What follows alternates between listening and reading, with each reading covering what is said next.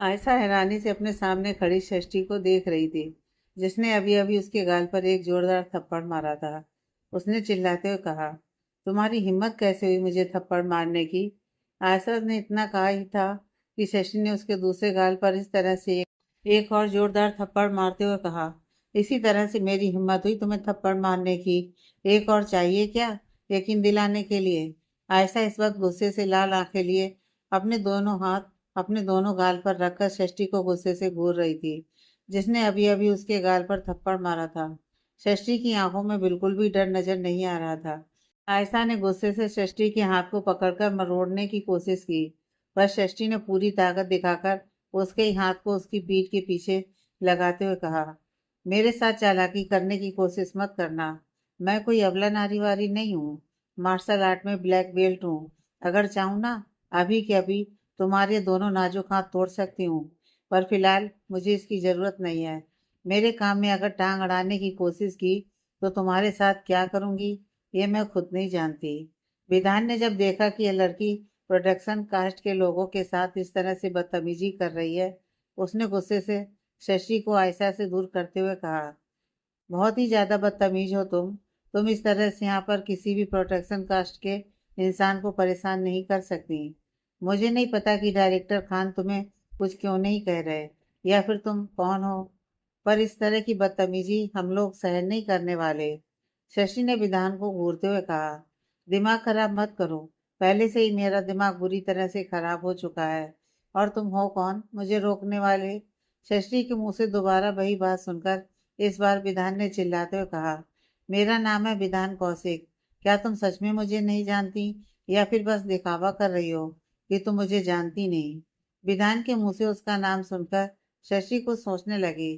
फिर उसने मुंह बनाते हुए कहा, तो तुम हो वह सुपरस्टार जिसकी दीवानी मेरी दोस्त काव्या है।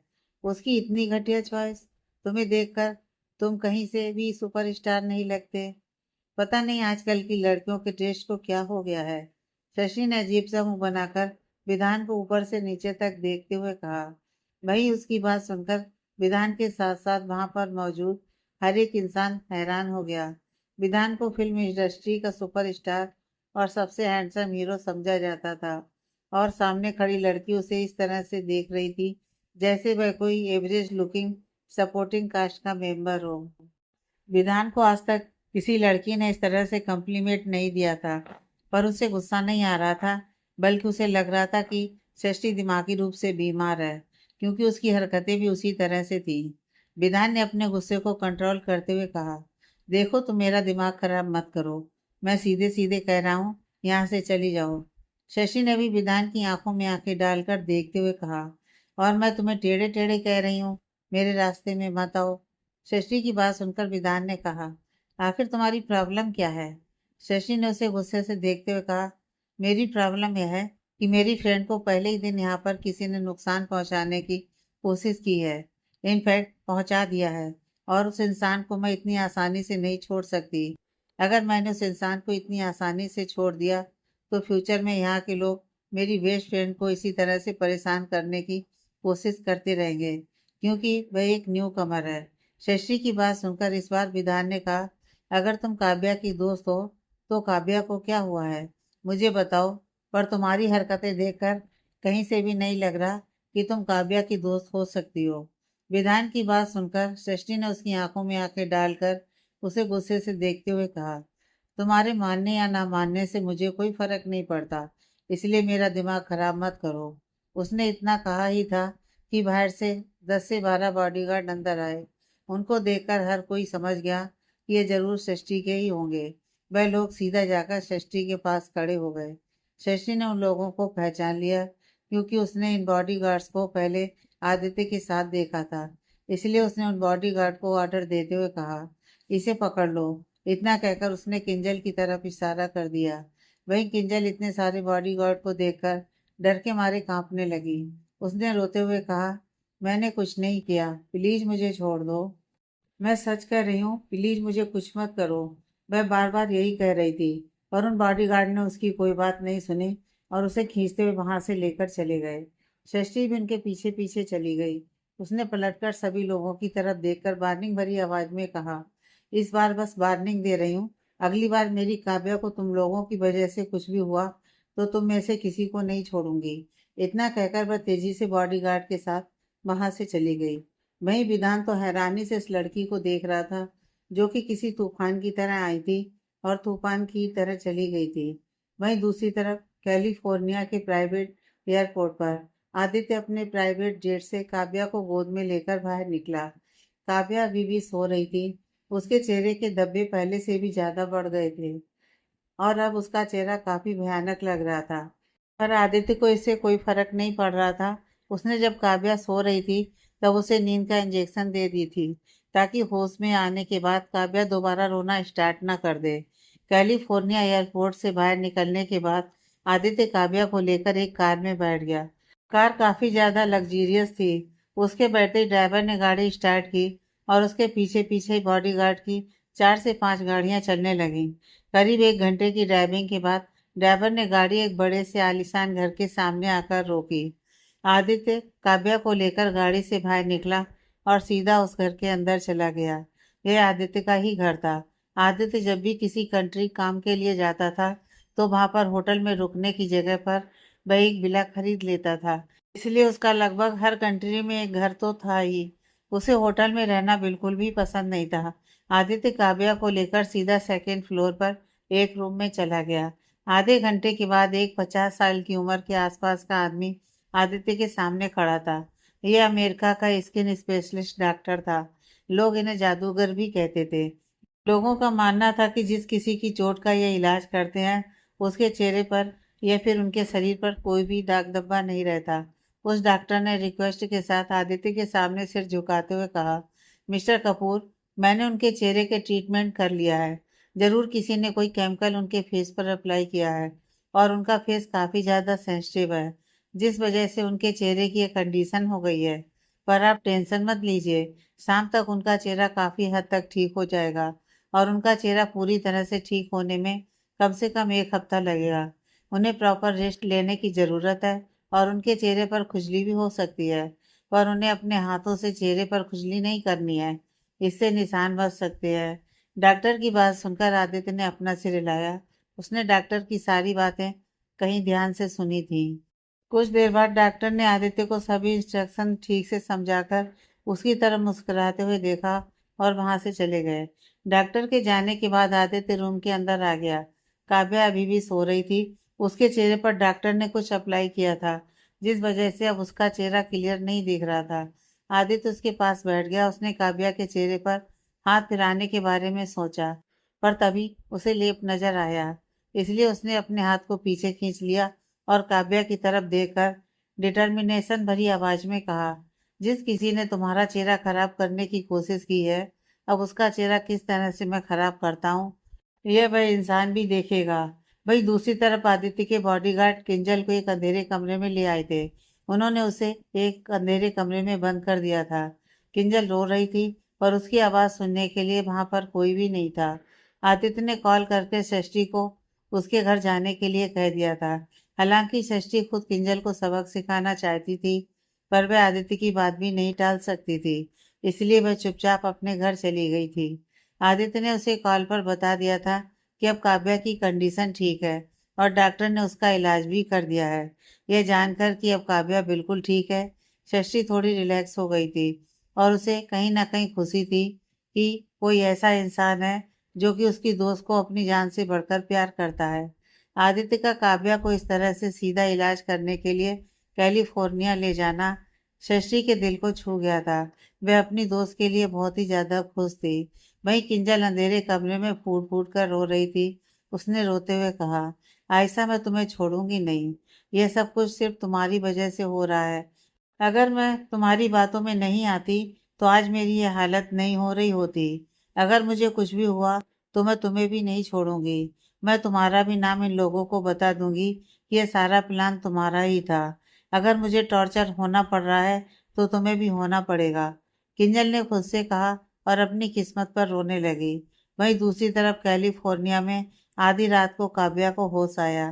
काव्या ने उठकर बैठने की कोशिश की तो उसे महसूस हुआ कि चारों तरफ अंधेरा है। उसने जल्दी से साइड में स्विच बोर्ड ढूंढने की कोशिश की, तो उसे लैंप नजर आया। उसने जल्दी से लैंप ऑन किया। वो उठकर बैठ गई। तभी उसे याद आया कि दोपहर में उसके साथ क्या क्या हुआ था। कुछ याद आते ही उसकी आंखों से आंसू बहने लगे। उसने रोते हुए अपने चेहरे को छुआ तो उसके जो धब्बे बहुत ही ज्यादा बड़े हो गए थे, अब उसे थोड़े छोटे नजर आने लगे। उसने खुद से कहा, मेरे हाथों को क्या हुआ? तभी उसे महसूस हुआ कि किसी ने मजबूती से उसका एक हाथ पकड़ा हुआ है। उसने नाइट लैंप की रोशनी में देखा तो वह कोई और नहीं, आदित्य था, जो कि बैठकर उसके सिराने बैठे बैठे ही सो गया था। आदित्य ने मजबूती से उसका हाथ पकड़ा हुआ था। आदित्य को देखकर काव्या के चेहरे पर एक सुकून भरी मुस्कुराहट आ गई। उसने खुद से कहा, हम इतने ज्यादा गंदे और बदसूरत दिख रहे थे, फिर भी आपको हमसे घिन महसूस नहीं हो रही थी। क्या सच में आप इतने अच्छे हो? काव्या आदित्य के चेहरे की तरफ देख रही थी। उसे बहुत ज्यादा प्यास लगी थी, इसलिए उसने धीरे से आदित्य का हाथ अपने हाथ से छुड़ाया और उठकर खड़ी हो गई। आदित्य गहरी नींद में था, जिस वजह से उसे एहसास नहीं हुआ कि काव्या उठ गई है। काव्या ने साइड टेबल पर देखा, वहां पर पानी का जग रखा हुआ था। उसने एक गिलास पानी लिया और पानी पीने लगी। तभी उसका ध्यान सीधे उसके सामने लगे हुए ड्रेसिंग टेबल के मिरर पर गया। मिरर में अपना चेहरा देखकर उसकी आंखों से आंसू बहने लगे। उसका चेहरा अभी भी काफी डरावना लग रहा था। उसके चेहरे की सूजन थोड़ी कम हो गई थी, पर धब्बे अभी भी नजर आ रहे थे और दाग भी। उसे हल्की हल्की जलन भी महसूस हो रही थी। काव्या ने खुद से अपने चेहरे को टच करते हुए कहा, पर हमने तो कुछ भी नहीं किया था और हमारी स्किन पर तो कभी इस तरह का कुछ हुआ नहीं, फिर आज कैसे हो गया? उसे महसूस हुआ कि उसके चेहरे से कुछ दवाई जैसी स्मेल आ रही है। वह समझ गई कि जरूर आदित्य ने वहां पर कुछ लगाया होगा। उसने आदित्य की तरफ देखा, जो कि इस वक्त सो रहा था। काव्या दिन भर से सो रही थी, जिस वजह से अब उसे नींद नहीं आ रही थी। उसने आदित्य से कहा, हम क्या करें? तभी उसका ध्यान रूम में बनी बालकनी की तरफ गया। वह जल्दी से बालकनी के दरवाजे की तरफ आ गई। उसने दरवाजा खोला और बालकनी में आ गई। यह बालकनी बहुत बड़ी थी। काव्या बालकनी में आकर चांद को देखने लगी। उसे बालकनी में ठंडी हवाएं महसूस हो रही थी। काव्या ने आसमान की तरफ देखा तो उसे वहां पर चांद नजर आया। उसने चांद की तरफ देखकर मुस्कुराते हुए कहा, चांद दूर से कितना खूबसूरत है, पर पास आने के बाद पता चलता है कि उस पर भी कई दाग हैं। लोगों को सिर्फ खूबसूरती से मतलब होता है। यह सिर्फ कहावत है कि मन अच्छा होना चाहिए, चेहरे में क्या रखा है। पर असल में लोग करते इसका बिल्कुल उल्टा है। लोगों को मन की नहीं बल्कि तन की खूबसूरती से मतलब होता है।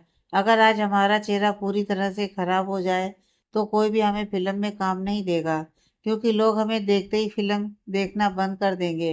हो सकता है हमारा सपना हमेशा हमेशा के लिए टूट जाए। कहते हुए उसकी आंखों से आंसू बह रहे थे।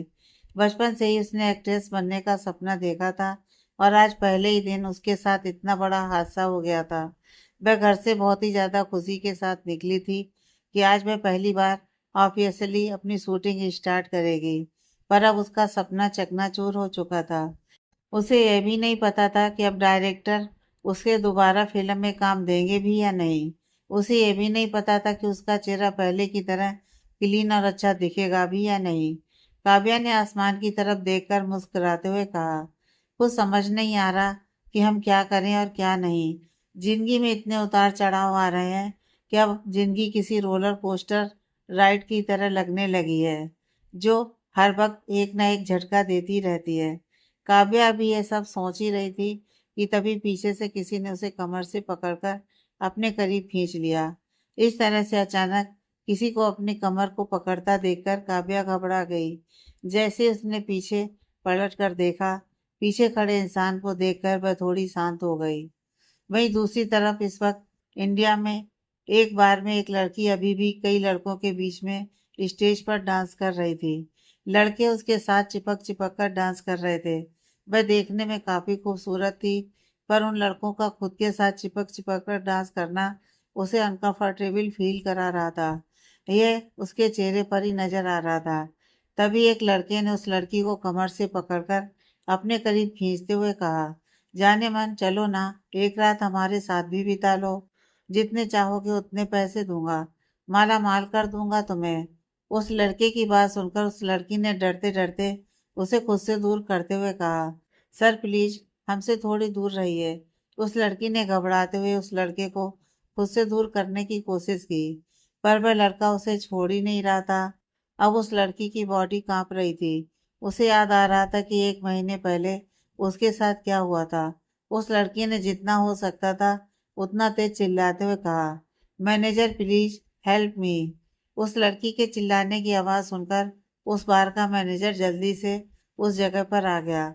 उसने उस आदमी को उस लड़की से अलग करते हुए कहा, सर प्लीज दूर रहिए। उस लड़के ने गुस्से से मैनेजर को दूर धक्का देते हुए कहा, मुझे ये लड़की चाहिए। इसे बोल, इसे जितने पैसे चाहिए हम देने के लिए तैयार हैं, बस एक रात। उस आदमी की बात सुनकर मैनेजर ने शांति से कहा, सर प्लीज आपको अगर इस तरह की फैसिलिटी चाहिए तो हमारे बार में और भी लड़कियां हैं जो ये काम करती हैं। आप प्लीज इसे छोड़ दीजिए, ये सब नहीं करती। मैनेजर की बात सुनकर उस आदमी ने गुस्से से मैनेजर की कॉलर पकड़ते हुए कहा, पर मुझे यही लड़की चाहिए, मुझे कोई और लड़की नहीं चाहिए। इस बार मैं इसे माला माल कर सकता हूँ। सतीश पवार नाम है मेरा। उस आदमी की बात सुनकर मैनेजर घबरा गया, पर मैनेजर जानता था कि यह लड़की इस तरह के काम नहीं करती, इसलिए उसने रिक्वेस्ट करते हुए कहा, सर प्लीज। इतना कहकर उसने आंखों से ही उस बार डांसर को वहां से जाने का इशारा किया। मैनेजर का इशारा मिलते ही वह बार डांसर वहां से भाग गई। वही मैनेजर उस आदमी को समझा रहा था। वह आदमी काफी बड़े परिवार से बिलोंग करता था और उसने काफी ज्यादा ड्रिंक भी कर ली थी, इसलिए वह कोई बात मानने को तैयार ही नहीं था। वहीं वह लड़की दौड़ते हुए सीधा बार के वाशरूम में आ गई और वहां पर फूट फूट कर रो रही थी। रोने की वजह से उसकी आंखें सूजी हुई थी। उसने रोते हुए खुद से कहा, क्या गरीबी इतना बड़ा अभिशाप है कि हर कोई हमें इस नजरों से देखता है। हर किसी को हम खिलौना लगते हैं जो हमारे साथ खेलना चाहता है। आखिर क्या गलती है मेरी। मैं बस अपने परिवार का पेट पालने के लिए यहाँ पर डांस करने के लिए आती हूँ, पर इन लोगों को मेरी इज्जत का सौदा करना है। वह लड़की फूट फूट कर रो रही थी। तभी अचानक से उसका सर चकराने लगा। उसने दीवार का सहारा लेकर खुद को संभालते हुए कहा, मेरे साथ क्या हो रहा है। 2-3 दिन से सिर्फ चक्कर क्यों आ रहे हैं। उस लड़की को समझ में नहीं आ रहा था कि उसके साथ ये सब क्या हो रहा है। पहले से ही हर रोज कोई ना कोई उसे गलत तरीके से छूने की कोशिश करता था, तो कोई उसे पैसों का लालच देकर अपने साथ एक रात बिताने के लिए कहता था। वह लड़की अभी सबसे परेशान आ गई थी, पर वह चाह कर भी इस जगह को छोड़ नहीं सकती थी, क्योंकि उसकी ही कमाई से उसके पूरे घर का पेट भरता था।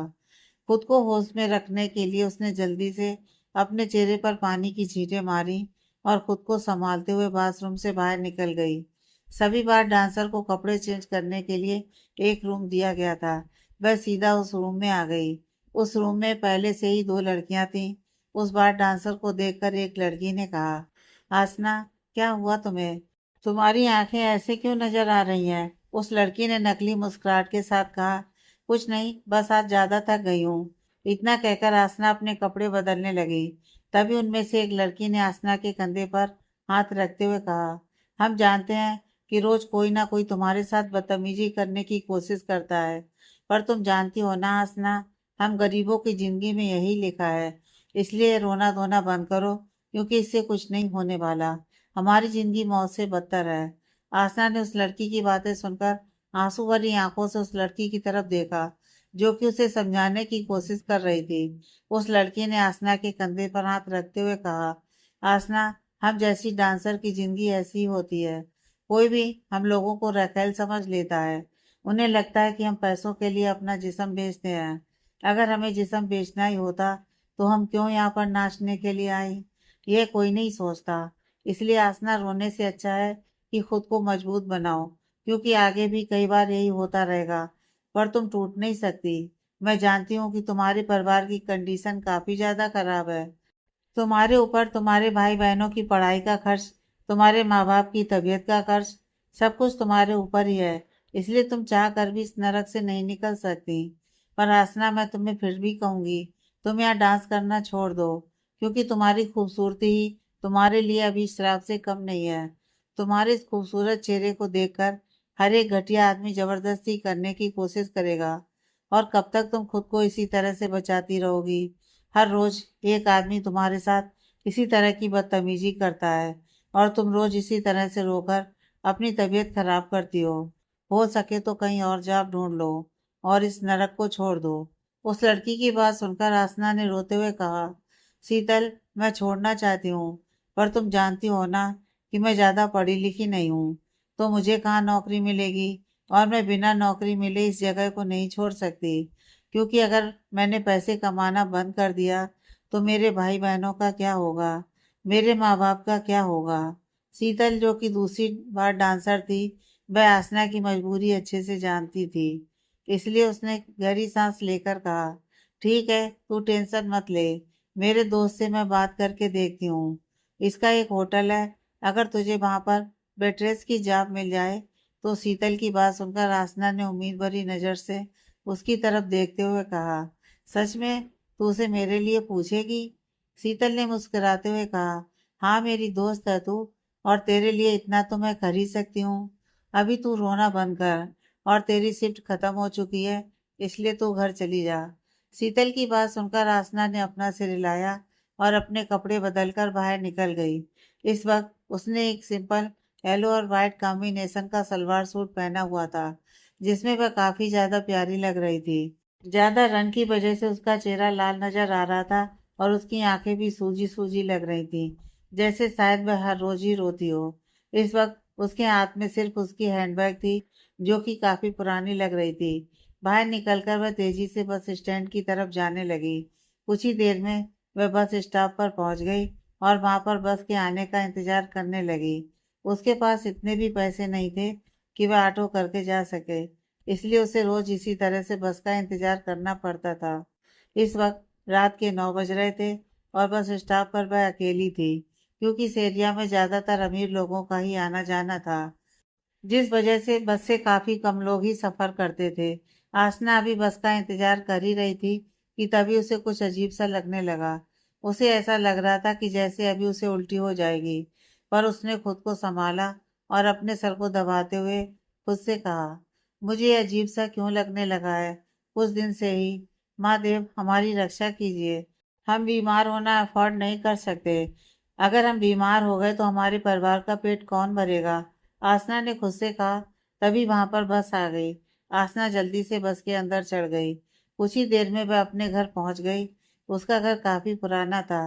घर पर आते ही सबसे पहले उसका ध्यान उसके माँ बाप पर गया, जो कि घर के सोफे पर बैठकर मुस्कुराते हुए एक दूसरे के साथ बातें कर रहे थे।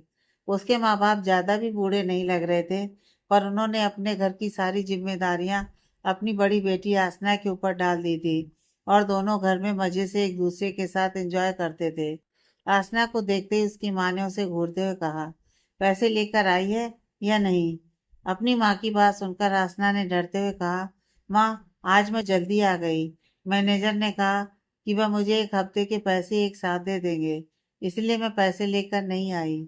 आसना की बात सुनकर उसकी माँ ने गुस्से से कहा, तुझे पता है ना, बिना पैसों के घर नहीं चलता, तो फिर तू रोज उससे पैसे क्यों नहीं मांगती?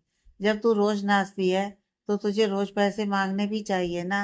अपनी माँ की बात सुनकर आसना ने उन्हें देखकर शांति से कहा, माँ, आप समझती क्यों नहीं है? मैं इस तरह से बेशर्मों की तरह हर रोज पैसे नहीं मांग सकती। वैसे भी वह सब लोगों को महीने में एक बार पैसे देते हैं, पर मेरी मजबूरी को जानकर वह मुझे हर रोज पैसे दे देते हैं। इसका ये मतलब नहीं कि मैं हर रोज बेशर्मों की तरह उनसे पैसे मांगूं।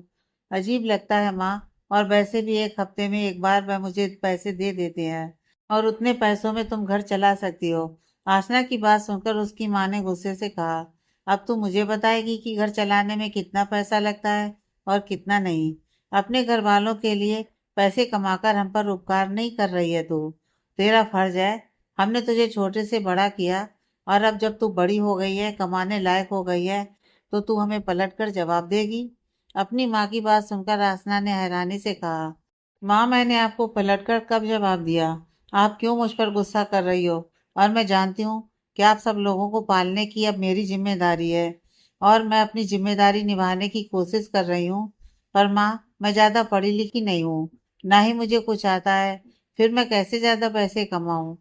हर रोज उस बार में डांस करने के लिए जाती हूँ, ताकि तुम सब लोगों का पेट पाल सकूं। फिर भी तुम घर आने के बाद हर रोज मेरे साथ लड़ाई करती हो। क्या तुम्हें मुझ पर थोड़ी सी भी दया नहीं आती माँ? मैं तुम्हारी बेटी हूँ। आसना की बात सुनकर उसकी माँ ने गुस्से से उसे देखते हुए कहा, नालायक लड़की, तुझे ऐसा क्यों लगता है कि मैं तुझसे प्यार नहीं करती? हम मजबूर हैं। हम दोनों इस उम्र में कहाँ काम करने के लिए जाएंगे, इसलिए तेरे ऊपर घर की सारी जिम्मेदारियां आ गई हैं। अगर मैं तेरे साथ सख्ती से बिहेव नहीं किया तो तू अपनी जिम्मेदारियां भूल जाएगी। इसलिए मैं तेरे साथ इस तरह से बिहेव करती हूँ। पर तुझे तो मैं हमेशा गलत लगती हूँ। कहकर वह नकली आंसू बहाने लगी। आसना ने मन ही मन कहा, मैं अच्छे से जानती हूँ क्या मुझसे कितना प्यार करती है। कहकर वह उन्हें इग्नोर करके अपने रूम में चली गई। उसका रूम काफी छोटा था पर काफी क्लीन था। अपने रूम में आने के बाद उसने गहरी सांस ली और बेड पर लेट गई। वह सब कुछ सोचने लगी कि उसके साथ क्या हुआ। सब कुछ सोचते सोचते उसकी आंखों से आंसू बहने लगे। उसने रोते हुए खुद से कहा, हर कोई मुझे इस नजरों से क्यों देखता है? क्या मेरे सर पर ठप्पा लगा हुआ है कि मैं उस तरह से काम करती हूँ? नहीं, तो फिर ये लोग क्यों मेरे पीछे पड़े हुए हैं?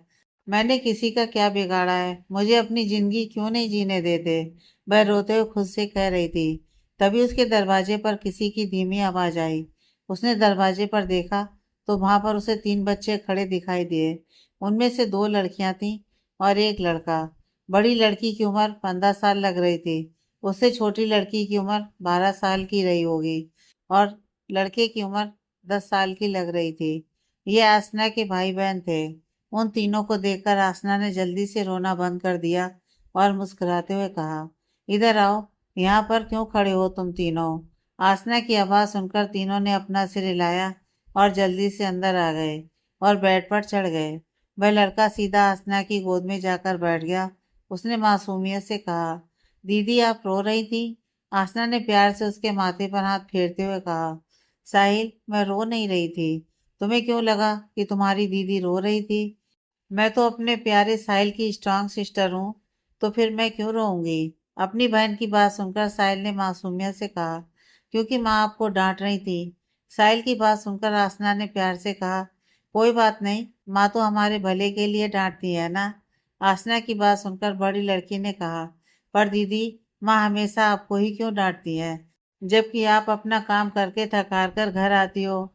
माँ आपसे बिल्कुल प्यार नहीं करती। वह बहुत बुरी है। वह हमेशा आपको परेशान करती है। उस बड़ी लड़की की बात सुनकर आसना ने प्यार से कहा, छवि माँ के बारे में ऐसा नहीं कहते। माँ बस परेशान रहती है कि अगर मैं काम करना बंद कर दिया तो हमारा घर कैसे चलेगा, तुम तीनों की पढ़ाई कैसे कंप्लीट होगी, और तुम्हें इस सब की टेंशन लेने की जरूरत नहीं है जब तक तुम्हारी दीदी है। भले ही मैं अपनी पढ़ाई कंप्लीट नहीं कर पाई, पर मेरा वादा है मैं तुम तीनों की पढ़ाई कंप्लीट करके तुम तीनों को ऐसे मुकाम पर पहुंचाऊंगी जहां पर मैं नहीं पहुंच पाई। अपनी बहन की बात सुनकर दूसरी लड़की ने कहा, पर दीदी उसने इतना कहा ही था कि आसना ने प्यार से कहा, साक्षी अब बातें बंद। बताओ मुझे आज तुम दोनों को क्या होमवर्क मिला है और क्या तुमने अपना होमवर्क कंप्लीट किया? लास्ट टाइम तुमने पढ़ाई पर ध्यान नहीं दिया, इसलिए तुम सेकंड आ गई थी। इस बार तुम्हें अच्छे से ध्यान देकर क्लास में फर्स्ट आना है। ओके? अपनी बहन की बात सुनकर छवि, साक्षी और साहिल ने एक साथ कहा, हाँ दीदी, हम बहुत अच्छी तरीके से पढ़ाई करेंगे और क्लास में फर्स्ट भी आएंगे और बड़े होने के बाद आपका नाम भी रोशन करेंगे। अपने भाई बहनों की बात सुनकर आसना मुस्कुराने लगी। उसके घर में बस उसके भाई बहन ही थे जिन्हें उसकी कदर थी, जो उसे इंसान समझते थे, जिन्हें उसका दुख दर्द नजर आता था। वरना उसके माँ बाप के लिए तो वह बस पैसा कमाने की एक जरिया थी। कुछ देर बाद उसके भाई बहन कमरे से चले गए। आसना अभी भी अपने ही कमरे में बैठी हुई थी। तभी छवि अपने हाथ में खाने की प्लेट लेकर अंदर आई। ये देखकर आसना ने कहा, तुम खाने की प्लेट लेकर यहाँ क्यों आ गई? मैं बाहर आने ही वाली थी। आसना की बात सुनकर छवि ने मुस्कुराते हुए कहा, मैं जानती हूँ आपको माँ के पास नहीं जाना, इसलिए मैं खुद ही लेकर आ गई। अब चलो खाना खा लो। छवि की बात सुनकर आसना ने मुस्कुराकर उसकी तरफ देखा। छवि उसके पास प्लेट लेकर आई। आसना ने जैसे ही पहला निवाला खाने की कोशिश की, खाने की स्मेल से उसका जी मिचलाने लगा। उसे अजीब सा फील होने लगा। वह जल्दी से खड़ी हुई और बाथरूम की तरफ भागने लगी। यह देखकर छवि ने परेशानी भरी आवाज में कहा, क्या हुआ दीदी, आप भाग क्यों गईं? पर आसना ने कोई जवाब नहीं दिया और बाथरूम में जाकर सिंक में उल्टियां करने लगी। छवि ने खाने की प्लेट ठीक से टेबल पर रखी और वह भी दौड़ते हुए बाथरूम में आ गई। जब उसने आसना को उल्टियां करते देखा तब उसने घबराते हुए कहा, क्या हुआ दीदी, आपकी तबीयत ठीक नहीं है क्या? क्या मैं डॉक्टर अंकल को कॉल करके बुला लूं? दीदी बोलना। छवि घबराते हुए आसना से सवाल कर रही थी। आसना ने खुद को संभाल लिया और फिर तौलिए से अपना चेहरा पोंछकर शांति भरी आवाज में कहा, नहीं तो टेंशन लेने की जरूरत नहीं है। शायद मैं कल बाहर का एक बड़ा पाव खा लिया था, जिस वजह से ऐसा हो रहा है। तुम परेशान मत हो और किसी को बताना भी मत। आसना की बातें सुनकर छवि ने कहा, ठीक है दीदी, मैं किसी को नहीं बताऊंगी, पर आप अपना ध्यान रखो। देखो कैसा चेहरा हो गया है आपका, पूरा पीला पीला चेहरा नजर आ रहा है। ऐसा लग रहा है कि आप बहुत ज्यादा बीमार हो। छवि की बात सुनकर आसना ने मुस्कुराते हुए कहा, ठीक है, मैं अपना ध्यान रखूंगी। तुम जाओ, मैं थोड़ी देर में खाना खा लूंगी। छवि ने आसना की तरफ देखकर कहा, आप सच में खा लोगी ना दीदी? आसना ने प्यार से उसके गाल पर हाथ फेरते हुए कहा, मैं सच में खा लूंगी। मेरी छोटी ने इतने प्यार से मेरे लिए खाना लाया है तो मैं क्यों नहीं खाऊंगी। आसना की बात सुनकर छवि ने मुस्कुराते हुए उसकी तरफ देखा और फिर कमरे से बाहर चली गई। वहीं उसके जाने के बाद आसना परेशानी से बेड पर बैठ गई। उसे समझ में नहीं आ रहा था कि उसके साथ ये सब क्या हो रहा है। कुछ चीजों को देखकर उसका जी मिचलाने लगता था, उसे उल्टी जैसा फील होने लगता था। आज तो उसको उल्टी भी हो गई थी। उसे समझ में नहीं आ रहा था कि उसके साथ ये सब क्या हो रहा है, जबकि उसकी तबीयत बिल्कुल ठीक थी। उसने खुद से कहा, ऐसे सिम्टम्स तो, इतना कहकर वह चुप हो गई और उसके हाथ पैर ठंडे पड़ गए। उसने जल्दी से अपना मोबाइल निकाला और वहां पर पीरियड ट्रैकिंग डेट देखी तो उसके पीरियड्स एक हफ्ता लेट थे। यह देखकर उसने खुद से कहा, ऐसा कैसे हो सकता है, मेरे पीरियड तो हमेशा टाइम पर आते हैं। अब आसना का दिल बुरी तरह से घबरा रहा था। उसने याद किया कि कैसे एक महीने पहले उसके और सूरज के बीच में इंटीमेसी हुई थी। उसके बाद सूरज ने उसे कहा भी था कि वह बर्थ कंट्रोल पिल्स ले ले, पर उस वक्त आसना इतनी बुरी तरह से टूटी हुई थी कि उसे इस बात का ध्यान ही नहीं रहा और उसने वह पिल्स खाए ही नहीं। ये याद आते ही आसना की आंखों से आंसू बहने लगे। उसने अपने पेट पर हाथ रखते हुए कहा, ऐसा नहीं हो सकता है, ऐसा नहीं हो सकता। माँ मेरी जान ले लेंगी, ऐसा नहीं हो सकता। आसना खुद में ही बड़बड़ा रही थी। काफी देर तक आसना खुद से ही बड़बड़ करती रही। आखिर में शांत होकर उसने खुद से कहा, मैं इस तरह से डर नहीं सकती। जब तक सब कुछ क्लियर नहीं हो जाता मुझे कल ही डॉक्टर के पास जाकर चेकअप कराना होगा। ऐसा नहीं हो सकता। सिर्फ एक ही बार हम लोगों के बीच में बहसा हुआ था और वह भी गलती से। तो फिर मैं कैसे, कहकर वह फिर से डरने लगी, क्योंकि वह जानती थी भले ही वह खुद को हौसला दे रही है, पर जब तक उसके हाथ में रिपोर्ट नहीं होती कुछ भी क्लियर नहीं होगा। आखिर में थक हार कर वह भी बेड पर सो गई थी। अगली सुबह वो जल्दी उठ गई। इस वक्त सुबह के 7 बज रहे थे और वह अपने कमरे में तैयार भी हो चुकी थी। उसने आईने में खुद को देखते हुए कहा, चाहे कुछ भी क्यों ना हो जाए, मुझे घबराना नहीं है, क्योंकि मैंने कुछ गलत नहीं किया और भगवान मेरे साथ भी गलत नहीं करेंगे। मुझे यकीन है। आसना खुद को हौसला दे रही थी कि जरूर कुछ और प्रॉब्लम होगी, वह प्रेग्नेंट नहीं हो सकती। पर फिर भी उसे डॉक्टर के पास जाकर पहले ये कंफर्म करना था कि कहीं सच में तो वह प्रेग्नेंट नहीं है। कुछ ही देर में आसना अपने मुंह पर स्कार्फ बांधकर एक छोटे से क्लिनिक में पहुंच चुकी थी। वह नहीं चाहती थी कि कोई भी उसे पहचान ले या फिर कोई सवाल करे कि वह कुंवारी है और फिर प्रेगनेंसी टेस्ट क्यों कराना चाहती है। इसलिए वह इस वक्त एक छोटी सी क्लिनिक के बाहर बैठी हुई थी। वह जानबूझकर किसी बड़े अस्पताल में नहीं गई थी, जिसका रीजन यह था कि उसे ज़्यादा पैसे भी खर्च नहीं करने थे और छोटे हॉस्पिटल में उसका नंबर जल्दी ही लग जाना था। कुछ ही देर में आसना गायनोकोलॉजिस्ट के सामने बैठी हुई थी। गायनेकोलॉजिस्ट ने आसना की तरफ देखते हुए कहा, जी बोलिए, आपको क्या प्रॉब्लम है? आसना ने डरते डरते कहा, मुझे अपना प्रेगनेंसी चेकअप कराना है। आसना की बात सुनकर गायनेकोलॉजिस्ट ने मुस्कुराते हुए उसकी तरफ देखा और कुछ देर बाद आसना के हाथ में एक प्रेगनेंसी किट देते हुए कहा, आप चेक करके आइए। तब तक हम आपके ब्लड के सैंपल को टेस्ट के लिए भेजते हैं। आसना अपने हाथ में पकड़ी उस प्रेगनेंसी किट को डरते डरते देख रही थी। कुछ ही देर में वह बाथरूम के अंदर चली गई। इस वक्त उसने चेकअप कर लिया था। वह बस रिजल्ट आने का इंतजार कर रही थी। उसकी नज़र एक सेकंड के लिए भी उस किट से नहीं हटी थी। कुछ ही देर में वहां पर दो लाइनें दिखाई देने लगी, जिसे देखकर आसना की आंखों से आंसू बहने लगे और उसके हाथ से प्रेगनेंसी किट छूटकर जमीन पर गिर गई। इस वक्त आसना को ऐसा लग रहा था जैसे उसकी जिंदगी पूरी तरह से तबाह हो चुकी है। उसे कुछ भी समझ में नहीं आ रहा था कि अब उसे क्या करना चाहिए। उसने रोते हुए खुद से कहा, नहीं, ऐसा नहीं हो सकता। हम प्रेग्नेंट कैसे हो सकते हैं? वह तो सिर्फ एक गलती थी और उन्होंने तो कहा था कि वह दोबारा कभी हमारी शक्ल भी नहीं देखेंगे। फिर इस बच्चे का क्या होगा? नहीं, हम प्रेग्नेंट नहीं हो सकते। जरूर कुछ गलत रिजल्ट आया होगा। हम दोबारा चेक करेंगे। हमारे भगवान हमारे साथ इतना गलत नहीं कर सकते हैं। आसना खुद से ही बड़बड़ कर रही थी। कुछ देर बाद डॉक्टर ने बाथरूम के दरवाजे पर हाथ मारते हुए कहा, मैडम बाहर आ जाइए। आप अभी 1 घंटे से बाथरूम के अंदर ही बैठी हुई हैं। आपका ब्लड टेस्ट का रिजल्ट आ चुका है। डॉक्टर की आवाज़ सुनकर आसना ने खुद से कहा, प्रेगनेंसी किट गलत बता रही है तो क्या हुआ? ब्लड टेस्ट के रिजल्ट में तो सब कुछ सही समझ आ जाएगा। मुझे डरने की ज़रूरत नहीं है। ज़रूर ये प्रेगनेंसी किट खराब थी। वैसे भी मैंने सुना है कि कई किट खराब होती हैं। मुझे इस तरह से नहीं डरना चाहिए। कहकर आसना ने खुद को हिम्मत दी और बाथरूम से बाहर आ गई। आसना इस वक्त डॉक्टर के सामने बैठी हुई थी और डॉक्टर मुस्कुराते हुए फाइल पढ़ रही थी। आसना घबराते हुए डॉक्टर के चेहरे के एक्सप्रेशन को देख रही थी।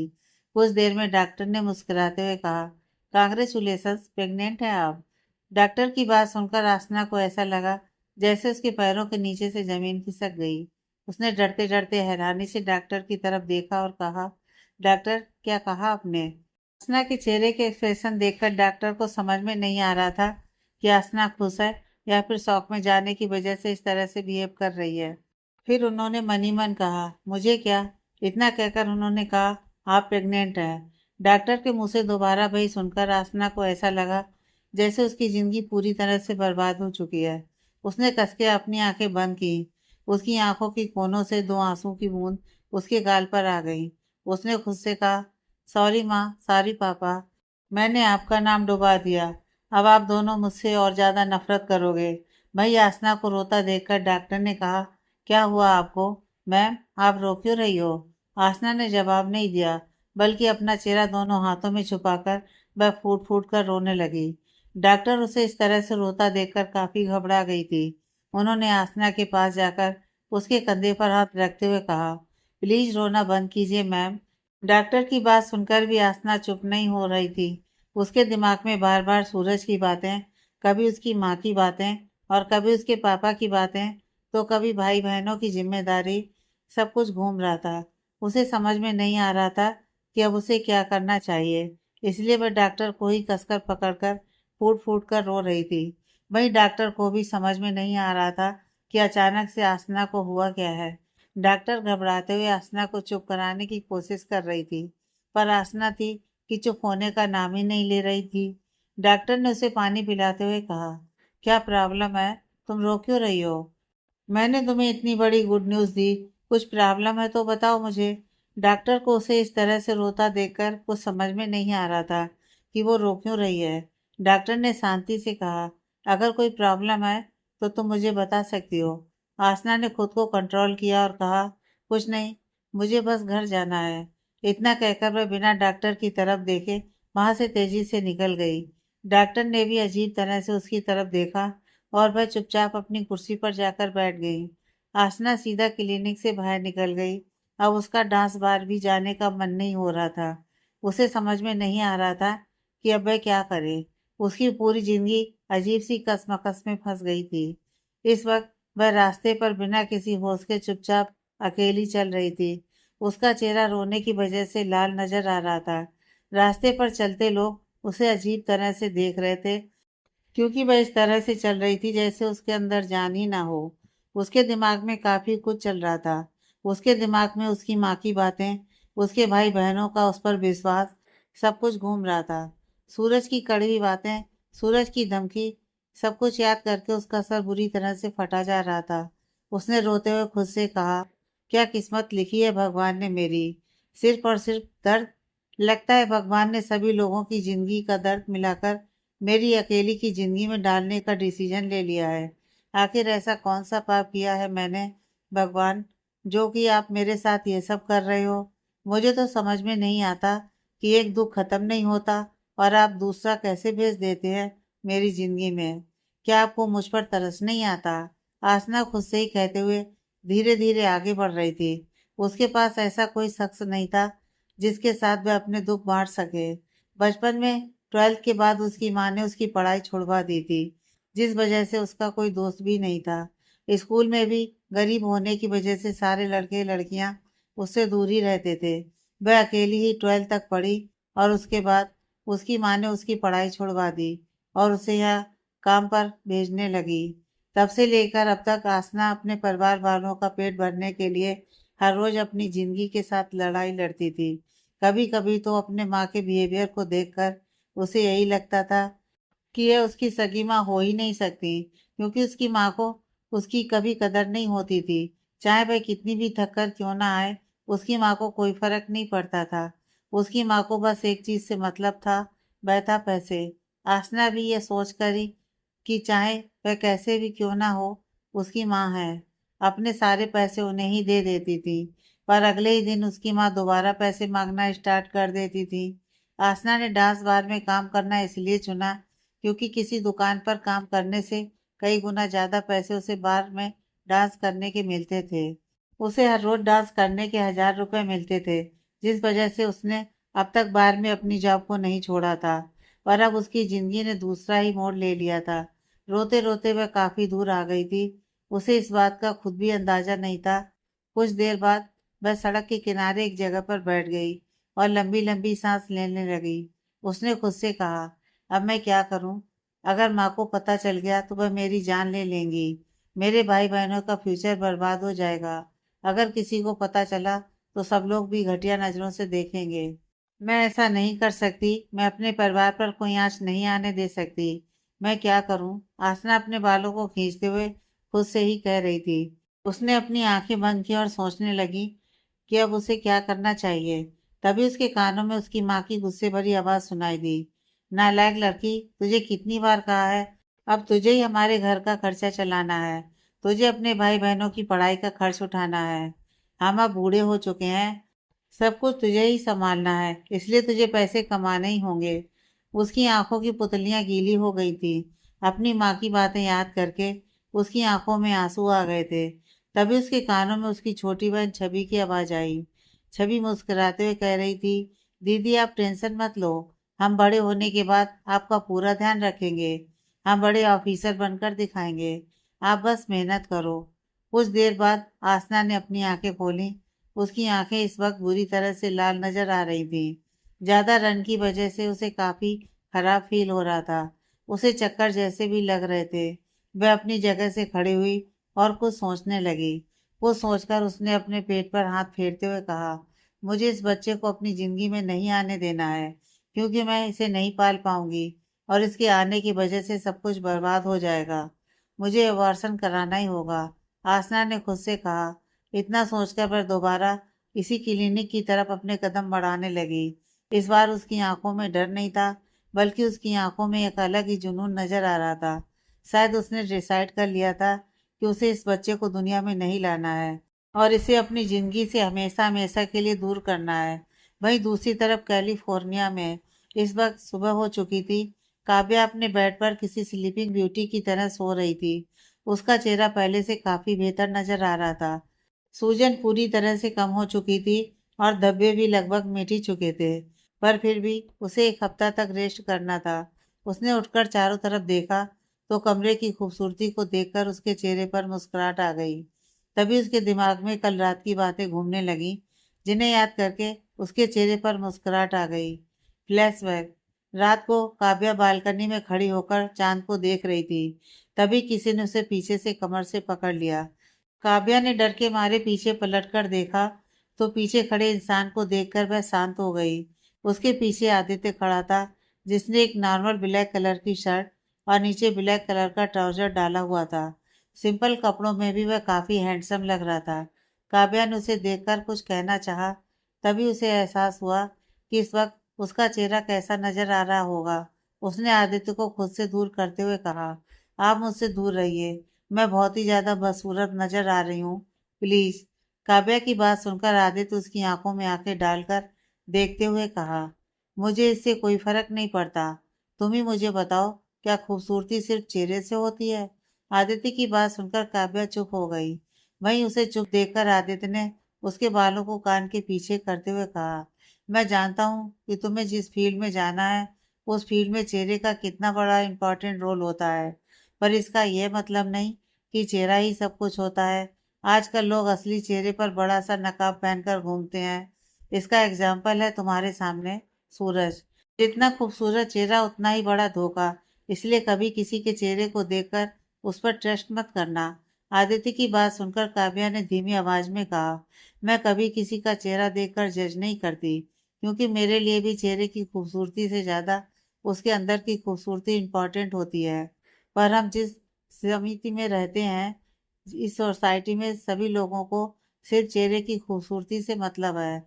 अगर आप खूबसूरत हो तो वह लोग आपकी तरफ देखेंगे, वरना किसी को आपसे कोई मतलब नहीं होगा। अब अगर मेरा चेहरा खराब हो गया तो शायद मुझे दोबारा किसी फिल्म में रोल नहीं मिलेगा, क्योंकि ऑडियंस फिल्म देखने आएगी ही नहीं, तो कोई डायरेक्टर या प्रोड्यूसर मुझे लेकर फिल्म क्यों बनाएगी? यही आजकल की समिति है। और मैंने आपसे इसलिए दूर रहने के लिए कहा, क्योंकि इस वक्त मैं बहुत ही ज्यादा गंदी लग रही हूँ। मेरे चेहरे के धब्बे बहुत ही ज्यादा बड़े और घटिया लग रहे हैं। काव्या की बात सुनकर आदित्य ने उसका चेहरा अपने हाथों में भरकर उसकी आंखों में आंखें डालकर देखते हुए कहा, यह तुमसे किसने कहा? तुम बिल्कुल भी बदसूरत नहीं लग रही हो, और घटिया तो बिल्कुल भी नहीं। इनफैक्ट तुम इस दुनिया की सबसे खूबसूरत लड़की लग रही हो। आदित्य की बात सुनकर काव्या हैरानी से उसकी तरफ देखने लगी। उसे यकीन नहीं हो रहा था कि आदित्य उसे दुनिया की सबसे खूबसूरत लड़की कह रहा है। वहीं काव्या के चेहरे के हैरानी भरे एक्सप्रेशन देखकर आदित्य ने कहा, मैं सच कह रहा हूँ। काव्या अभी भी चुपचाप आदित्य को देख रही थी। आदित्य ने काव्या को पलटकर दूसरी तरफ देखने के लिए मजबूर किया। अब काव्या की पीठ आदित्य की तरफ थी। आदित्य ने काव्या के कंधे पर अपना सर रखकर उस चांद की तरफ देखने का इशारा करते हुए कहा, तुम तो जानती हो ना कि चांद में कितने दाग हैं, पर फिर भी वह कितना खूबसूरत है। इस तरह से भले ही अभी तुम्हारे चेहरे पर दाग है, पर तुम भी उस चांद की तरह ही खूबसूरत हो, बेदाग हो। आदित्य की बात सुनकर उसके चेहरे पर मुस्कुराहट आ गई। भले ही आदित्य ने बिल्कुल नॉर्मल तरीके से उसकी तारीफ की थी, पर फिर भी उसे इस बात की खुशी हो रही थी कि इस हालत में उसके साथ कोई तो है जो डटकर खड़ा है। काफी काफी देर तक दोनों इसी तरह से चांद को देखते हुए बालकनी में खड़े रहे। तभी आदित्य ने धीमी आवाज में कहा, अब तुम्हें सो जाना चाहिए। आदित्य की बात सुनकर काव्या ने कहा, मुझे यहीं अच्छा लग रहा है। इतना कहकर वह आदित्य की बाहों से निकलकर बालकनी में लगे झूले पर जाकर बैठ गई। झूला काफी बड़ा था।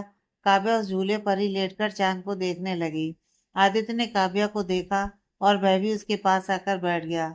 उसने काव्या के पैरों को उठाकर अपनी गोद में रख लिया। यह देखकर काव्या ने हैरानी से कहा, आप ये क्या कर रहे हैं? आदित्य ने उसकी बात को इग्नोर किया और कहा, यहाँ पर बैठने के लिए दूसरी जगह नहीं है, इसलिए मैं यहीं बैठा हूँ। काव्या ने कहा, तो ठीक है, मैं उठकर बैठ जाती हूँ। इतना कहकर जैसे ही वह उठकर बैठने को हुई, आदित्य ने कहा, लेट जाओ। काव्या ने कुछ कहना चाहा, तभी आदित्य ने उसे आंखें दिखाते हुए कहा, मैंने कहा लेट जाओ। आदित्य की डांट सुनकर काव्या चुपचाप लेट गई। काव्या कभी चांद को देखती तो कभी आदित्य को। उसके पैर आदित्य की गोद में थे और आदित्य धीरे धीरे उसके पैरों को दबा रहा था। काव्या ने उसे रोका नहीं। काव्या मुस्कुराते उसकी तरफ देख रही थी।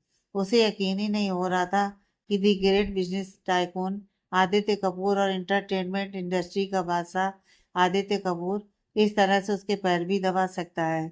वह हैरानी से आदित्य को देख रही थी।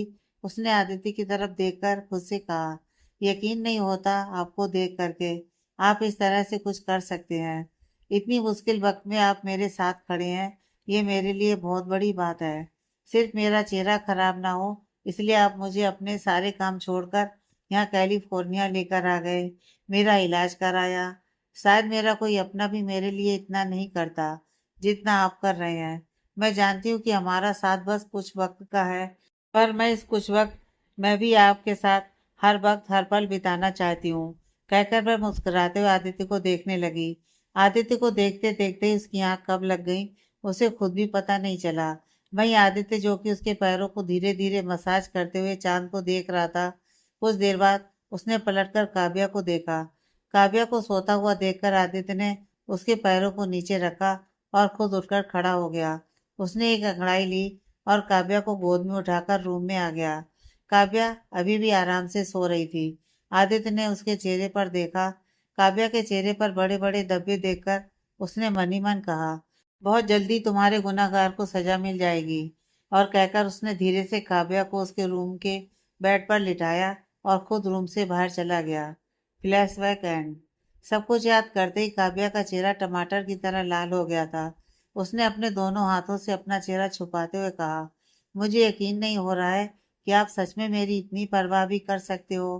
पर जो कुछ भी आप मेरे लिए कर रहे हो, उस वजह से दिल फिर से आपकी तरफ झुकता जा रहा है। एक महीने में काफी मुश्किल से खुद को संभाला था, पर अब दोबारा आपकी तरफ यह दिल मचल रहा है। काव्या खुद से ही बातें कर रही थी, तभी उसके कानों में किसी की आवाज सुनाई दी। उसने अपना चेहरा ऊपर उठाकर देखा तो उसके सामने आदित्य पूरी तरह से रेडी होकर अपने दोनों हाथ सीने पर बांधकर उसे ही देख रहा था। इस तरह से आदित्य को अचानक अपने रूम में देखकर काव्या हड़बड़ा गई। उसने घबराते हुए कहा, आप मेरे रूम में क्या कर रहे हो? कब आए? कैसे आए? रूम तो बंद था। काव्या लगातार सवाल कर रही थी। वहीं आदित्य उसके सवाल को इग्नोर करते हुए उसे ही घूर रहा था। यह देखकर काव्या ने कहा, क्या हुआ? आप हमें ऐसे क्यों देख रहे हो? आदित्य ने काव्या को एकटक देखते हुए कहा, देख रहा हूँ कि कोई आंखें खोलकर कैसे सो सकता है। काफी नई तकनीक है, मुझे भी सिखा देना। आदित्य की बात सुनकर काव्या समझ गई कि वह उसे टॉन्ट मार रहा है। उसने अपना चेहरा नीचे झुकाते हुए कहा, मैं कुछ सोच रही थी, मैं सो नहीं रही थी। काव्या की बात सुनकर आदित्य ने उसे घूरते हुए कहा, ऐसा भी क्या सोच रही थी कि तुम्हें सामने खड़ा इंसान दिखाई नहीं देता? मैं तुम्हारे रूम में पिछले 10 मिनट से खड़ा होकर इंतजार कर रहा था, पर तुम हो कि आंखें खोलकर सो रही हो। आदित्य की बात सुनकर काव्या ने अपनी उंगली अपने मुंह में डाली और नाखून चबाते हुए कहा, मैं सच कह रही हूँ, मैं नहीं सो रही थी, मैं बस कुछ सोच रही थी। आदित्य ने कहा, ठीक है, वह सब छोड़ो, जल्दी से रेडी हो जाओ, हम कहीं जा रहे हैं। आदित्य की बात सुनकर काव्या ने हैरानी से कहा, हम कहाँ जा रहे हैं? और मैं ऐसे चेहरे के साथ कैसे? उसने इतना कहा ही था कि आदित्य ने उसे घूरते हुए कहा, बकवास बंद करो, तुम्हारा चेहरा आईने में देखो एक बार। 90% ठीक हो चुका है, बस 10% धब्बे बाकी हैं। तुम इतनी भी ज्यादा बुरी नहीं लग रही हो कि तुम बाहर भी नहीं जा सकती। तो क्या तुम्हारा एक हफ्ते तक इसी तरह घर में बैठे रहने का प्लान है? अगर है तो तुम रह सकती हो, मैं बाहर जा रहा हूँ। मैं बस पूछने के लिए आया था, तुम्हें नहीं आना तो ना सही। कहकर आदित्य जैसे ही बाहर जाने वाला था, काव्या ने पीछे से कहा, नहीं, मैं आ रही हूँ, प्लीज रुकिए। काव्या की आवाज सुनकर आदित्य रुक गया। उसने बिना पीछे पलटे कहा, तुम्हारे पास आधा घंटा है, मैं लिविंग रूम में तुम्हारा इंतजार कर रहा हूँ, जल्दी से आ जाओ। इतना कहकर वह तेजी से रूम से बाहर चला गया। वहीं आदित्य के जाते ही काव्या जल्दी से बेड से उठकर खड़ी हुई और दौड़ते हुए बाथरूम में चली गई। कुछ देर में वह ब्रश करके और नहाकर बाहर निकल आई। उसने इस वक्त तौलिया लपेटा हुआ था। रूम में आने के बाद काव्या ने खुद से कहा, पर हम कपड़े कौन से पहने? उसने इतना कहा ही था कि तभी उसका ध्यान कमरे में बड़ी सी अलमीरा की तरफ गया। उसने खुद से कहा, हो सकता है कि इसमें कुछ कपड़े हों। इतना कहकर उसने अलमीरा को खोला। जैसे ही उसने अलमीरा ओपन किया, उसके अंदर के कपड़े देखकर वह हैरान हो गई। हैरानी के मारे उसने अपने मुंह पर हाथ रख लिया। उस अलमीरा में लड़कियों के हर टाइप के ड्रेस रखे हुए थे और वह भी उसी के साइज के। काव्या के चेहरे पर तो बड़ी सी स्माइल आ गई। ड्रेस की बनावट देखकर उसने खुद से कहा, यह तो रश्मि का डिजाइन लगता है। उसने इतना कहा ही था कि उसे रश्मि का लोगो भी दिखाई दिया। उसने खुद से चिल्लाते हुए कहा, वाओ, यह ड्रेस उसने डिजाइन किया है। काव्या ने कुछ और ड्रेस देखी और आखिर में उसने एक रेड और येलो कॉम्बिनेशन की सिंपल सी ड्रेस पहन ली। उसने एक बार खुद को मिरर में देखा। अपना चेहरा देखकर उसके चेहरे पर थोड़ी शांति नजर आई, क्योंकि अब उसका चेहरा पहले से काफी ठीक लग रहा था। उसने अपने चेहरे को देखते हुए कहा, एक दिन में इतना अच्छा असर? लगता है काफी अच्छा डॉक्टर था जिसने मेरा इलाज किया। फिर उसने घड़ी में टाइम देखा तो आधा घंटा होने में बस 5 मिनट बाकी थे। काव्या ने खुद से कहा, काव्या जल्दी से बाहर निकल, वरना हिटलर तुझे छोड़कर चला जाएगा। इतना कहकर वह जल्दी से कमरे से बाहर निकली और सीढ़ियों से तेजी से नीचे की तरफ अपने कदम बढ़ाने लगी। जैसे ही वह सीढ़ियों से नीचे उतरी, आदित्य जो कि न्यूज़पेपर पढ़ रहा था, उसका ध्यान अपने आप सीढ़ियों की तरफ चला गया। काव्या को देखकर उसकी नजरें उस पर ही ठहर गईं। वह उसे ही देखने लगा। काव्या धीमे कदमों से उसकी तरफ आ रही थी। उसकी हार्टबीट काफी बढ़ी हुई थी। उसको आदित्य को देखकर न जाने क्यों शर्म आती थी। वह छोटे बच्चों की तरह जाकर उसके सामने खड़ी हो गई। उसने आदित्य को देखते हुए कहा, हम तैयार हो चुके हैं। आदित्य ने उसकी बात सुनी और उसकी तरफ देखते हुए कहा, ठीक है, चलो ब्रेकफास्ट करके ही हमें बाहर जाना है। काव्या ने धीमी आवाज में कहा, हम कहाँ जा रहे हैं? काव्या की बात सुनकर आदित्य ने कहा, हम घूमने के लिए जा रहे हैं। तुम आज से पहले कभी कैलिफोर्निया आई हो क्या? नहीं ना? तो चलो चुपचाप घूमने। यहाँ पर आने के बाद एक घर में बैठने से अच्छा है कि तुम बाहर घूमो। आदित्य की बात सुनकर काव्या के चेहरे पर बड़ी सी मुस्कुराहट आ गई। कुछ देर में वह लोग ब्रेकफास्ट करके घर से बाहर निकल गए। जैसे ही वह लोग बाहर निकले, काव्या घर की खूबसूरती को देखकर चारों तरफ घूम घूम कर देखने लगी। उसके चेहरे पर इस वक्त बड़ी सी मुस्कुराहट थी। वह एक छोटी सी बच्ची लग रही थी जिसने पहली बार यह सब कुछ देखा था। आदित्य भी अपने दोनों हाथ सीने पर बांधकर उसे ही देख रहा था। वह काफी प्यारी लग रही थी। भले ही इस वक्त उसके चेहरे पर थोड़े दाग धब्बे थे, पर फिर भी उसकी खूबसूरती में कोई कमी नजर नहीं आई थी। आदित्य ने मन ही मन कहा, तुम बिल्कुल किसी खिले हुए गुलाब के फूल की तरह हो। कुछ देर बाद काव्या ने चारों तरफ देखा और फिर आदित्य की तरफ देखा जो उसे ही देख रहा था। उसे खुद को इस तरह से देखता देखकर काव्या ने खुद को डांटते हुए मन ही मन कहा, काव्या तू इतनी स्टूपिड क्यों है? कैसे भूल जाती है कि यह भी तेरे आसपास है? उसने खुद से कहा और फिर छोटा सा चेहरा बनाकर आदित्य की तरफ देखते हुए कहा, सॉरी, मैं भूल गई थी। उसे बच्चों की तरह सॉरी कहता देखकर आदित्य ने ज्यादा रिएक्ट नहीं किया और कहा, चलो। आदित्य के इतना कहते ही काव्या जल्दी से गाड़ी की पिछली सीट पर बैठ गई। आदित्य भी दूसरी तरफ से गाड़ी में आकर बैठ गया। ड्राइवर ने गाड़ी स्टार्ट की। काव्या खिड़की खोलकर बाहर के नज़ारे को मुस्कुराते हुए देख रही थी। उसे कैलिफोर्निया काफी खूबसूरत सिटी लग रही थी, क्योंकि इंडिया में तो चारों तरफ गंदगी ही गंदगी होती है और विदेशों में काफी अच्छी तरीके से क्लीनिंग की जाती है और वहाँ के लोग भी काफी जागरूक होते हैं। काव्या को यह बिल्कुल एक सपनों का शहर लग रहा था।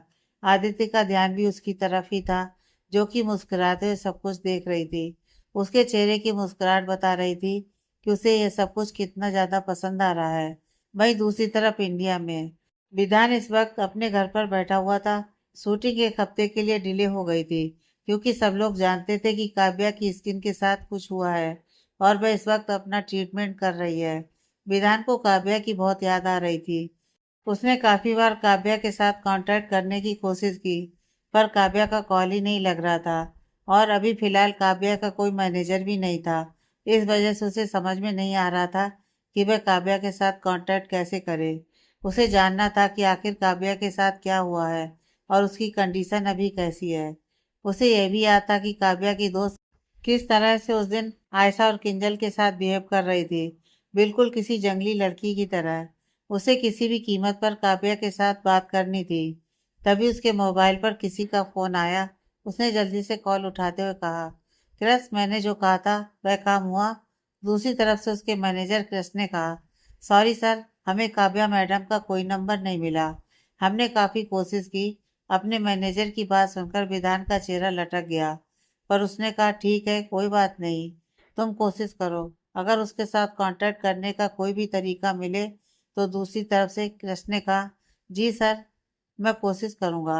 अगर मुझे कोई भी जरिया मिला तो मैं आपको बता दूंगा। अपने मैनेजर का कॉल रखने के बाद विधान ने खुद से कहा, काव्या, पता नहीं तुमने मुझ पर क्या जादू कर दिया है। मुझे हर वक्त तुम्हारा ही ख्याल आता है। तुम्हारा वह मासूम सा चेहरा, तुम्हारी वह सादगी भरी बातें, कुछ मेरे दिल को छू गया है। आई डोंट नो काव्या कि मैं तुम्हारे लिए क्या फील करता हूँ। बस तुम्हारे साथ बातें करना अच्छा लगता है। प्लीज वापस आ जाओ। कहकर वह बेड पर लेट गया और सीलिंग को घूरने लगा। वह कुछ सोच रहा था, पर क्या, सिर्फ उसे पता था। उसके चेहरे पर एक छोटी सी मुस्कुराहट थी। आगे की कहानी नेक्स्ट पार्ट में।